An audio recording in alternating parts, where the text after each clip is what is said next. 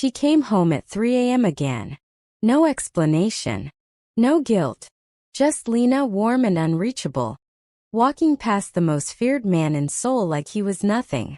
Kang Min-ho had never lost control of anything in his life, but he could not make his own wife tell him where she had been, and the not knowing was tearing him apart in ways no bullet had ever managed. He had taken the most extraordinary thing in his life for granted, and what she was hiding at 3 a.m. was going to destroy him completely. If you have ever loved someone so deeply you forgot to show them, this story is for you. Subscribe, like and comment the country you are watching from. Share this with someone who needs it, and let's get into it. The Grand Mini Hotel was the kind of place that made people feel small on purpose. 62 floors of black glass and cold light rising above the Han River.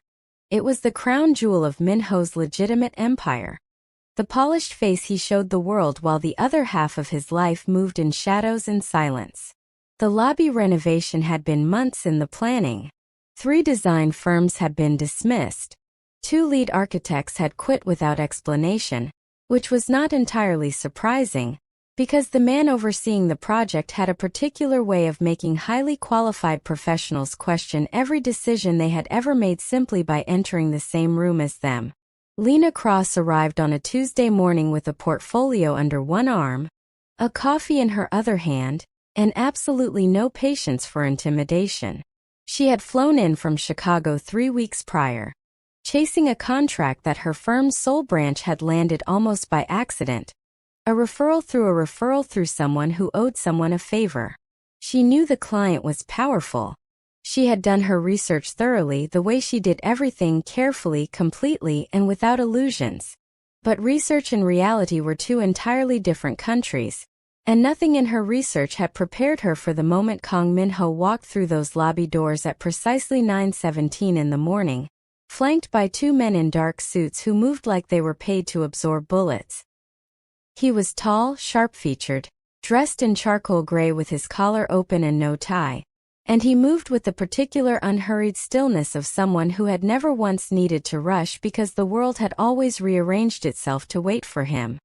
His face was the kind of handsome that felt almost aggressive, clean lines, a jaw that could have been sculpted, and eyes that were dark, completely still, and utterly unreadable.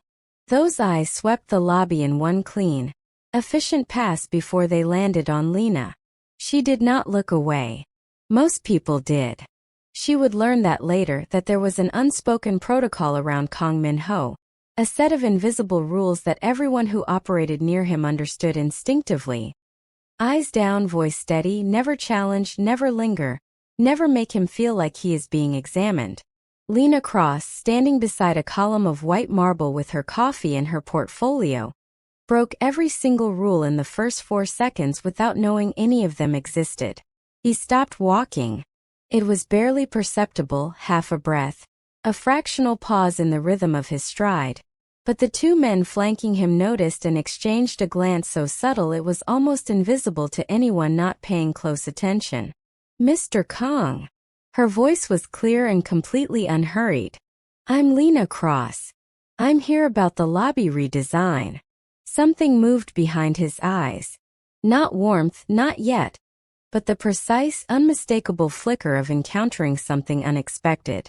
Something that did not fit the established pattern of everything else in his controlled, perfectly curated world. "You're early," he said. "You're later than your assistant scheduled," she replied. The silence that followed was the kind that made his entire staff hold their breath simultaneously. Kang Min-ho was not spoken to that way. Not by architects. Not by contractors. Not by anyone who understood the situation they were standing in. And then, quietly, almost privately, like something that belonged only to that moment, the corner of his mouth moved. Not quite a smile. Something smaller and considerably more dangerous than a smile. "Come," he said, and turned toward the elevator. Lena followed, completely unaware that in that single exchange, she had just become the only thing in Seoul that Kang Min-ho could not stop thinking about.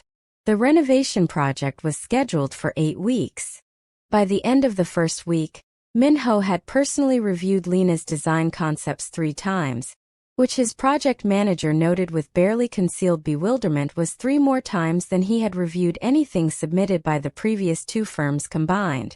By the end of the 2nd week, he had quietly restructured his morning schedule to ensure he was present for every single site walkthrough, a development that baffled his inner circle entirely and alarmed his second-in-command, Dae-sung, a broad-shouldered, sharp-eyed man who had known Minho for 15 years and had never once, in all that time, seen him voluntarily attend a design meeting about anything. Lena was professional, focused. She spoke about light angles and material weight, and the emotional psychology of open spaces with the kind of quiet, unperformative passion that made it impossible not to listen to every word. She pushed back on his suggestions not aggressively but firmly, with evidence and reasoning and the particular confidence of someone who knows their work deeply, and she never flinched when he disagreed with her. He disagreed often. More often than was strictly necessary or warranted. He disagreed because he wanted to watch her push back. She noticed by week 3.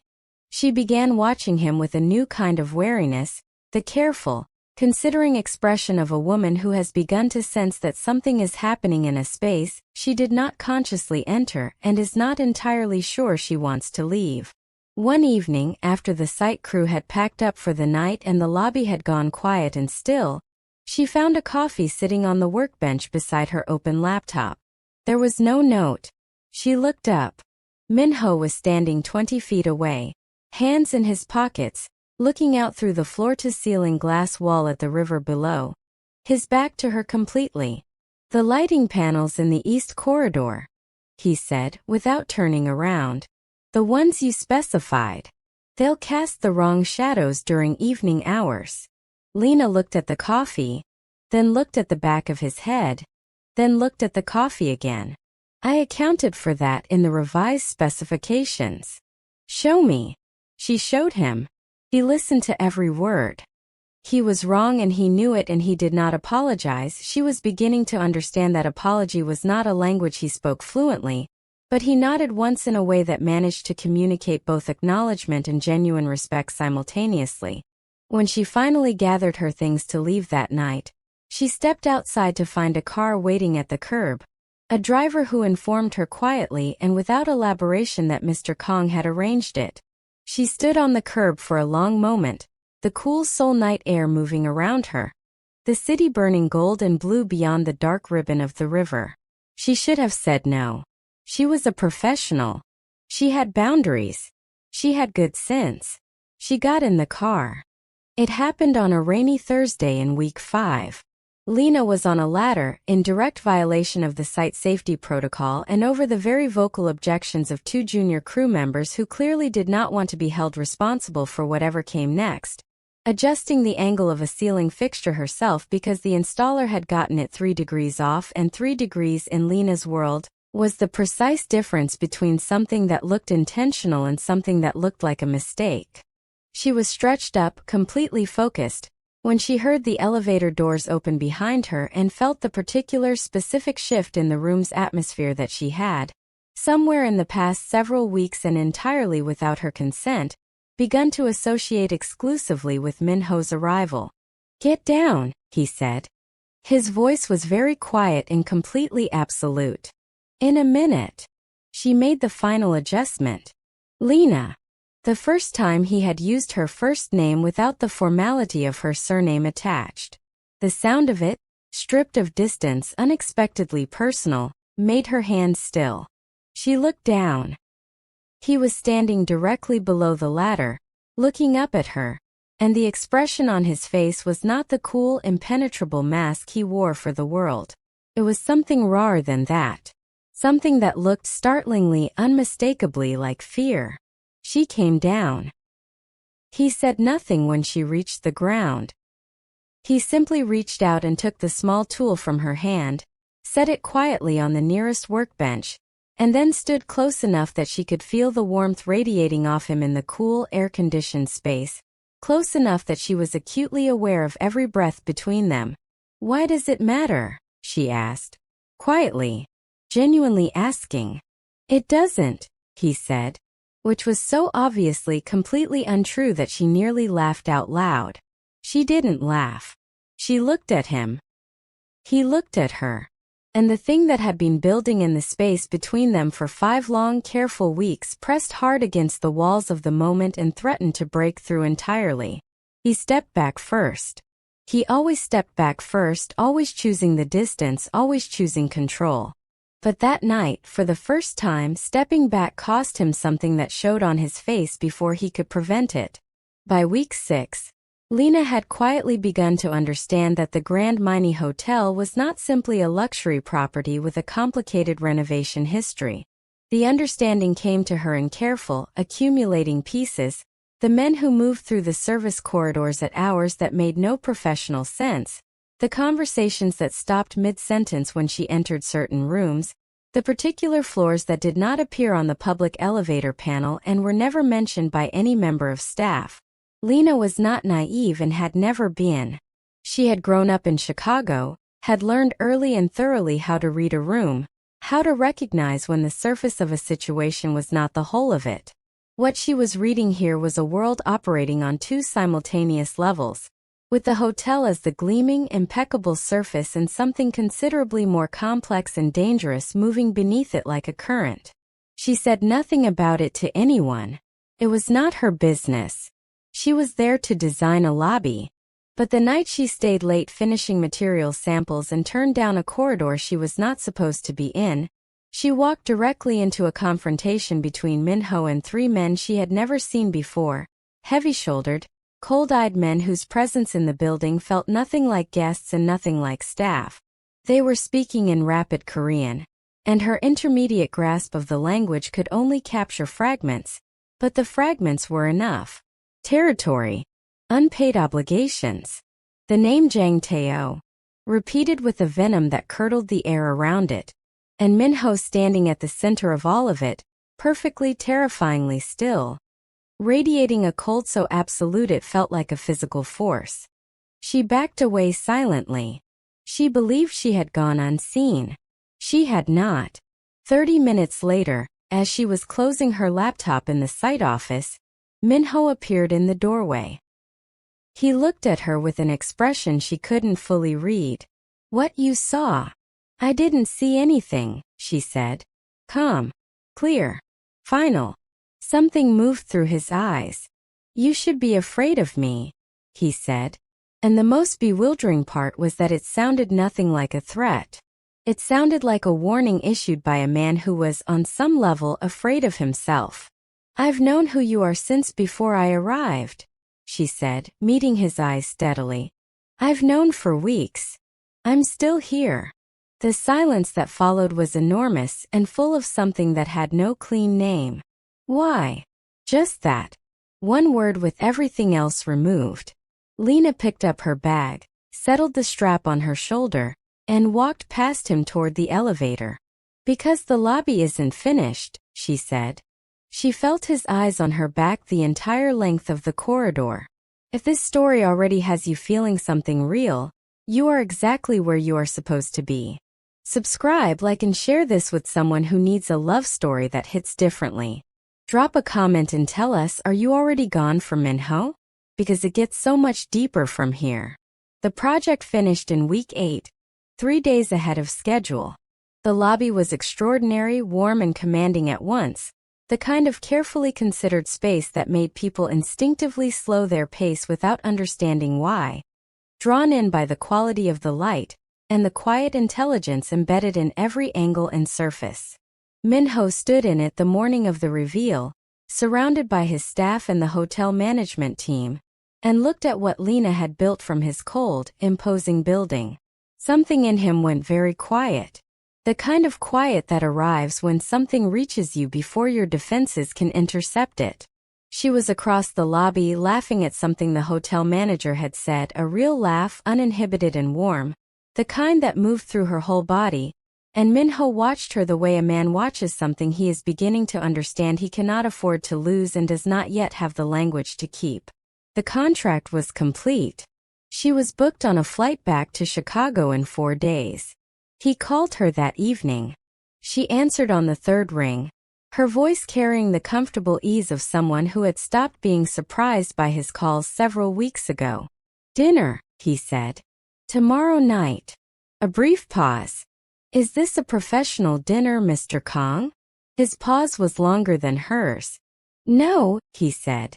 The silence that followed was soft and enormous and saturated with everything that neither of them had said across 8 weeks of careful professional distance. "Okay," she said. And then quieter, like something offered rather than stated. "Call me Lena." In his penthouse office, the city blazing in every direction beyond the floor-to-ceiling glass, Kong Min-ho closed his eyes for a brief moment. "Lena," he said. Just to say it. Just to understand what it cost him and why he would pay it every single time. He took her to a restaurant that did not appear on any public list. A small, extraordinary room tucked into a Gangnam side street, run by a former state chef who now cooked for exactly 12 people per evening by private invitation only. Lena wore deep burgundy. Min-ho arrived before her and stood when she walked in, and she noticed that, noticed it alongside the way his eyes moved over her with an honesty he usually kept sealed behind glass. Noticed the way he pulled out her chair not as a performance but as something that appeared to be completely natural to him in her specific presence. They talked for 4 hours. Not about the hotel, not about work, about Chicago winters and Seoul summers and the specific, aching loneliness of being extraordinary in rooms that have no framework for you. About her mother, who raised her on Aretha Franklin, and the unshakable belief that a woman who knew her own worth was the most dangerous creature in any room she entered. About his father, whom he mentioned exactly once, briefly, with a flatness in his voice that communicated a story long and painful and nowhere close to finished. At one point she said something that made him laugh, genuinely, fully, the kind of laugh that dismantled his face and showed her something underneath that she suspected very few people had ever been allowed to see, and she looked at him openly without concealment. "You should do that more," she said. "Do what?" "Look like yourself." The words landed quietly and stayed. Min-ho looked at Lena across the candlelit table and understood, with the complete and terrifying clarity of a man who had been certain of everything for his entire adult life, that he was finished. Completely and irrevocably finished in the way that only happens once, if it happens at all. He reached across the table and covered her hand with his. She looked down at their joined hands. She did not pull away. Outside the restaurant, 2 of his men sat in a black car watching the entrance. Inside, Kong Min-ho, who controlled the most feared criminal organization in Seoul, who had made grown men weep without raising his voice, was completely undone by the warmth of a woman's hand beneath his palm, and the way she looked up at him like she was standing at the edge of something and deciding, very deliberately, to step forward. She stepped forward. And 14 months later, in a quiet ceremony attended by 12 people, Lena Cross became Lena Kong. Standing across from a man who looked at her like she was the only fixed, certain point in a world that had never stopped moving, like she was every space he had ever tried to make beautiful without knowing what beauty was supposed to feel like from the inside. She said yes. He held her hands, and for the first time in his life, in front of other people, Kong Min-ho allowed his face to show exactly what he felt. It was the most dangerous thing he had ever done. And it was only the beginning of what was coming. Marriage to Kong Min-ho was not what the world imagined it to be. The world imagined power and coldness and a woman walking 3 steps behind a man who owned everything. What Lena got, in the beginning, was something entirely different, something that felt almost bewilderingly tender coming from a man whose name made entire criminal organizations reconsider their life choices. He left coffee outside the bathroom door every morning before she woke up. He remembered things she mentioned once in passing, a restaurant she described from her Chicago childhood, a particular type of flower her mother grew in a small pot on a fire escape, and they would appear, quietly and without announcement, in the spaces of her life. He watched her when he thought she wasn't looking, with the focused, slightly helpless attention of a man still slightly astonished that she was real and present in his. For the first year, Lena Kong was the most carefully loved woman in Seoul. Then the empire began demanding more of him than he had previously allowed it to take. It did not happen all at once. That was the cruelest part, the way it happened in increments so small that neither of them could point to the exact moment the warmth began to cool. A dinner cancelled. A weekend away postponed indefinitely. Evenings that used to belong to the two of them quietly colonized by calls and meetings and the low, constant hum of a world that required Minho's complete attention to keep from collapsing. Jang Tae-oh, the name Lena had first heard in that hotel corridor 3 years ago, had consolidated power across 3 new territories, and was systematically dismantling every alliance Minho had spent a decade building. The threat was real, sustained, and demanded everything. Minho gave it everything. Lena understood.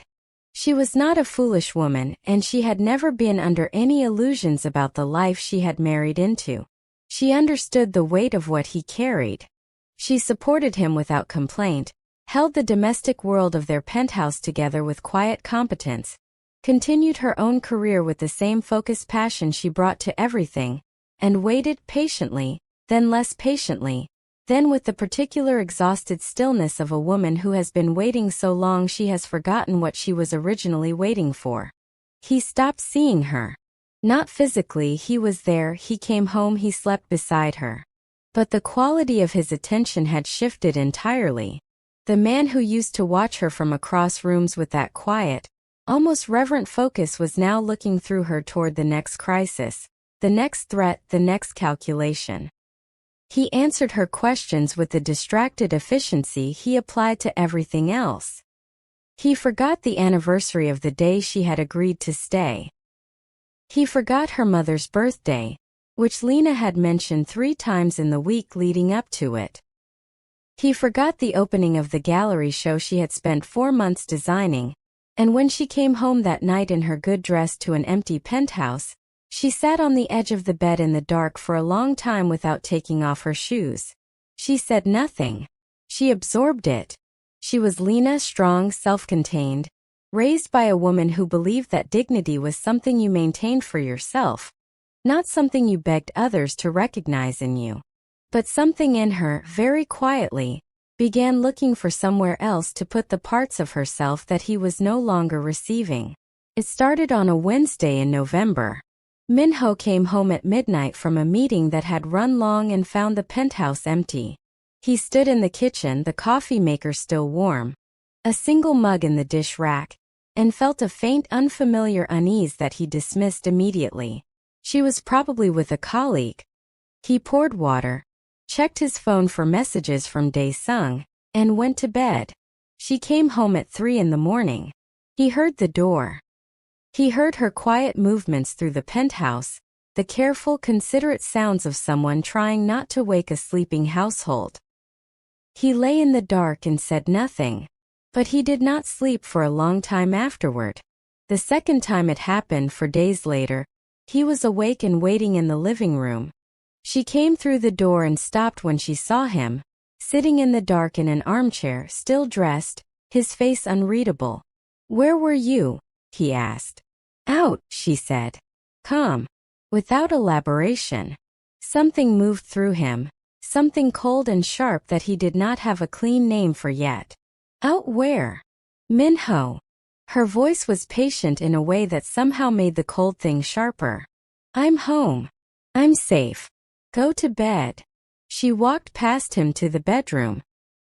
He stayed in the chair for a long time, staring at the city through the glass, the cold thing in his chest settling into something he was beginning reluctantly to recognize as fear.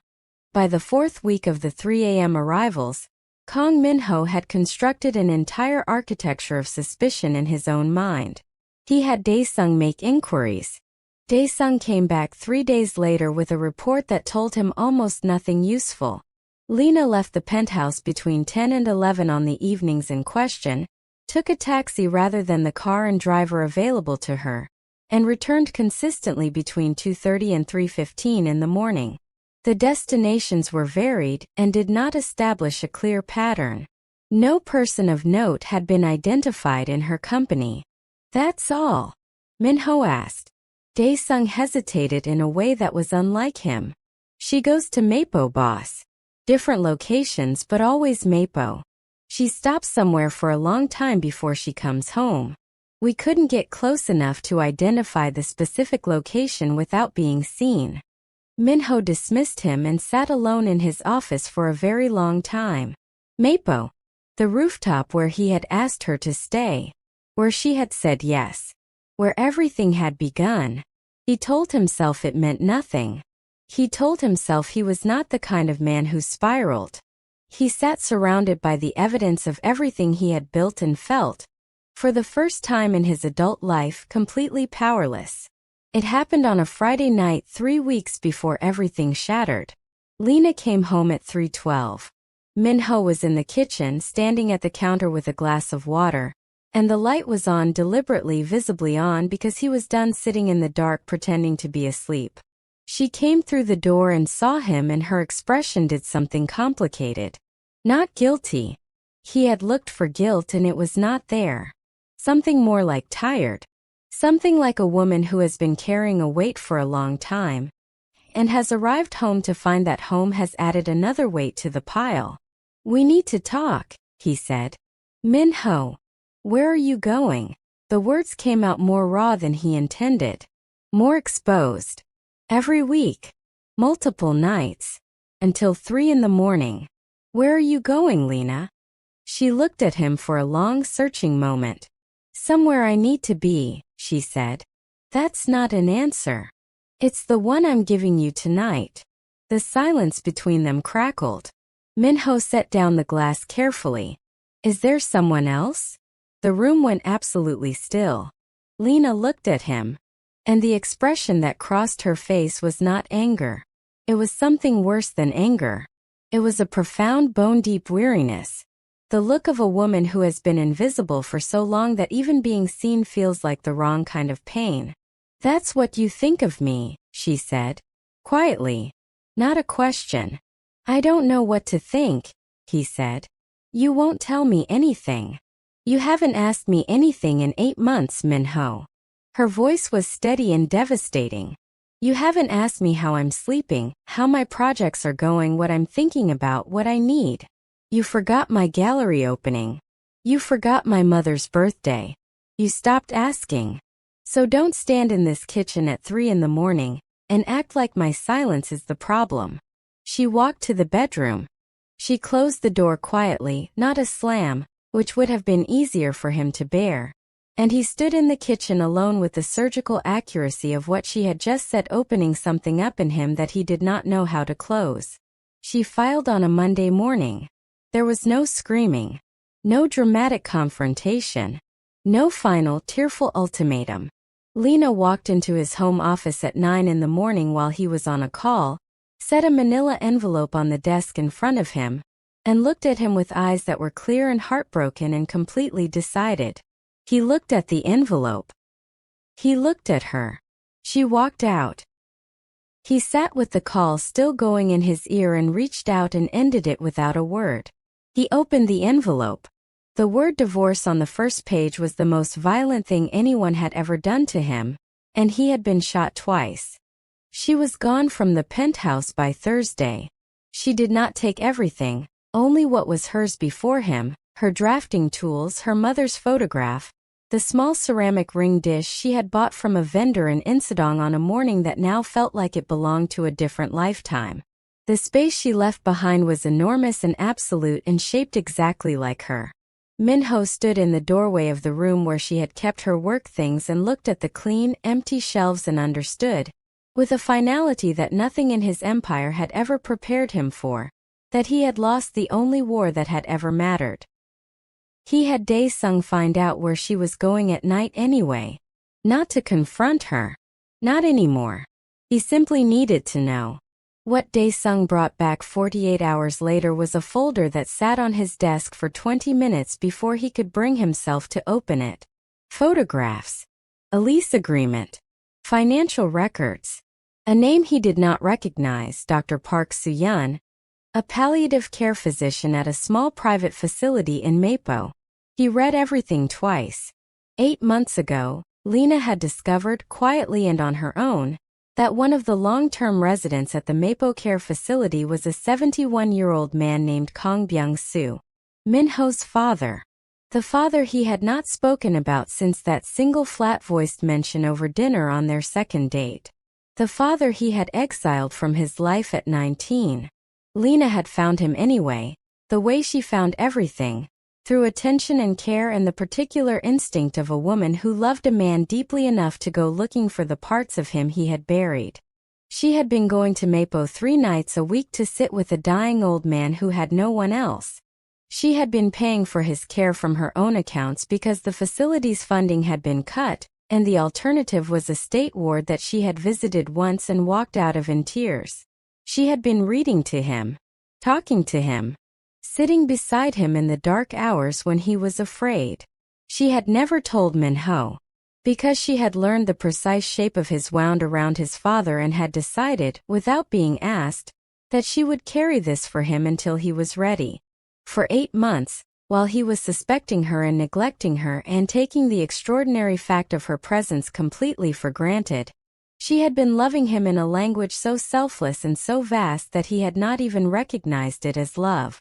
Min-ho sat at his desk with the photographs of his wife sitting beside his dying father, her hand over the old man's, her face soft and unguarded and fully present, and Kang Min-ho, who had not wept since he was 19 years old, put his face in his hands and stayed there for a long time.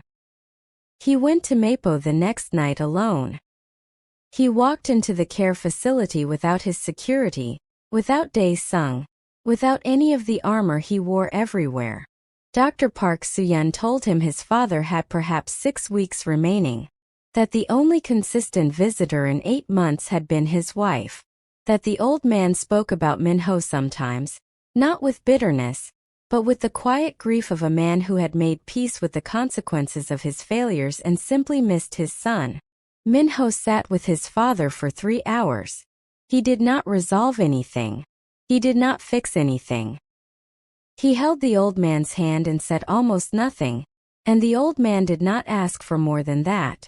On the way home, he pulled over near the Han River and sat in his car and looked at the water until the city began to go pale with morning, and he let himself feel the full, unmedicated weight of everything he had destroyed. He did not go to Lena right away. That was the first real change in him, the willingness to sit in the consequence rather than immediately move to manage it. He spent 2 weeks doing the things he should have done a year ago.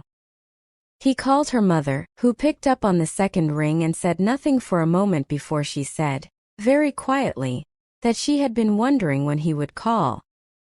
He finished the war with Jang Tae-oh, not for himself but because the threat had always been a danger to Lena too, and removing it was the first concrete thing he could do to protect her even from a distance. Jang Tae-oh's network collapsed in 11 days. Min-ho felt no victory. He felt only the absence of the woman who should have been standing beside him when it was over. He went to her studio on a Thursday afternoon. She was at her drafting table and she looked up when he came in and she did not look surprised, which told him she had been waiting to see what he would do and had quietly, privately, hoped. He walked to her desk and placed the folder in front of her without speaking. She looked at the photographs for a long time. The room was very still. "You knew," he said. "For 8 months. You carried that alone." "You weren't ready," she said. "You should have let me decide that." "I tried to reach you, Min-ho." Her voice was steady but not cold. It was the voice of someone who had cried everything out already and arrived on the other side of it into something clear and certain. "I tried for months. You were there but you were gone. So I went looking for the part of you that I thought could still come back." She paused. "I don't regret it. I regret that it cost me the marriage." "It didn't have to," he said. "No," she agreed. "It didn't." The silence between them was different from all the previous silences. It was not crackled with suspicion or weighted with unspoken accusations. It was the silence of 2 people standing in the rubble of something real, looking at each other honestly for the first time in a very long time. "I'm not here to ask you to undo the papers," he said. "They're filed. That's done." He held her gaze. I'm here because you deserve to hear it from me directly. I failed you. Not once, not in one dramatic moment, but slowly, repeatedly, in every small way that accumulates into something a person cannot recover from alone. You carried my father. You carried our home. You carried your grief about us quietly so it wouldn't burden me further. And I gave you nothing in return but my absence. He stopped. I am sorry. Not because I want something from you. Because you deserve the apology regardless of what comes after it. Lena looked at him for a long time. Her eyes were bright, but she did not look away. That is the most honest thing you have ever said to me, she said. I'm learning, he said. Late. But I'm learning. His father passed away 4 weeks later, on a quiet Tuesday morning with Minho present. Lena came too, not because he had not asked, but because she showed up and sat beside him and held his arm and said nothing, because she understood that some griefs do not need words. They need witness. On the drive back from the facility, neither of them spoke for a long time. The city moved around them, indifferent and alive, and somewhere in the middle of it Minho pulled over and turned to look at her, and the expression on his face was so stripped of everything he usually hid behind that she had to look away for a moment to collect herself. I don't know what we are now, he said. But I know I don't want to be in a world where I can't call you. Where you're not the person I tell things to. He paused. I know the papers are filed. I know I don't have the right to ask. I'm not asking you to come back. I'm asking you to let me show you over time, for as long as it takes, that the man you married is still in here somewhere. And that he is finished wasting the only thing that ever made him worth anything. Lena sat with his words for a long time. The river was silver in the early afternoon light. A year ago she would have said yes immediately, from the warmth and the wanting, without requiring proof. That woman had learned some things. I will not come back to a marriage, she said finally. But I will have coffee with you. On Saturday. And we will talk and we will see. It was not a reconciliation. It was something smaller and more honest than that. It was a beginning, the kind that has no guarantees and requires everything. He nodded. Saturday, he said. They had coffee on Saturday. And the Saturday after that. And the one after that. He showed up without exception, without excuse. He asked how she was sleeping. He asked about her projects. He remembered the small things she mentioned the way he used to, except now it was not instinct but intention, not natural ease but conscious choice, which made it in its own way more meaningful. He called her mother every week. He sat with his father's absence in the way that grief requires, without rushing it, without managing it, without using work to fill the space it left. Lena watched all of this from a careful distance, the way you watch something you want very much and have been hurt by and are not yet ready to fully trust again. 6 months after the divorce was finalized, on a Saturday morning that looked like every other Saturday morning except that it was raining and the coffee shop they usually met at was closed, he showed up at her studio with 2 cups from the place 3 streets over, and stood in her doorway looking like exactly what he was, a man who had walked 3 streets in the rain because the alternative was not seeing her. And Lena looked at him standing there and felt something shift in her chest with a finality that she recognized. She stepped aside. He came in. He set the coffees down and looked at her and said nothing, because they had arrived at a place beyond the need for speeches. She crossed the room and stood in front of him and looked up at him, and the expression on her face was not the bright, unguarded openness of the woman who had agreed to stay on a maple rooftop years ago. It was something harder, one and more permanent than that. It was the expression of a woman who had chosen herself first, had walked through the fire of her own dissolution and come out the other side knowing exactly what she was worth, and was now, from that solid and unshakable ground, choosing him again. Not because she needed him, because she wanted him. And she knew at last that he understood the difference. If we do this, she said quietly, it is different. You see me. Every day. That is not negotiable. Every day, he said. And it was not a promise.